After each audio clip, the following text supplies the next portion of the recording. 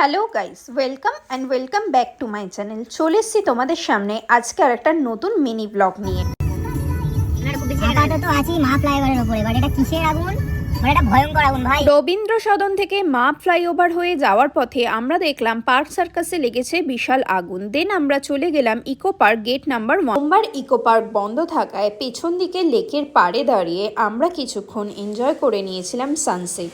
আর তারপর সেখান থেকে আমরা চলে গিয়েছিলাম কলকাতায় অবস্থিত বিগেস্ট হনুমান স্ট্যাচু দেখার জন্য, যা রয়েছে নিউ টাউনে।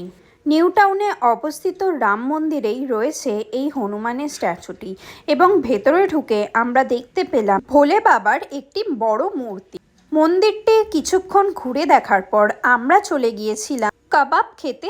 আর আমরা অর্ডার করেছিলাম মালাই কাবাব, টিক্কা কাবাব আর রেশমি কাবাব। তো এখান থেকে কাবাব খাওয়ার পর আমরা চলে গিয়েছিলাম আশপাশটা কিছুক্ষণ ঘুরে দেখার পর আমরা বেশ কিছুটা সময় বসে আড্ডা মেরে নিয়েছিলাম।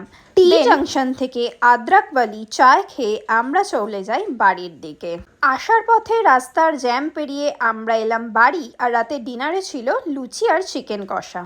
আর এভাবেই কেটেছিল আমার দিনটা। তো ভিডিওটা যদি তোমাদের ভালো লেগে থাকে then please to like, share and subscribe my channel. Till then by.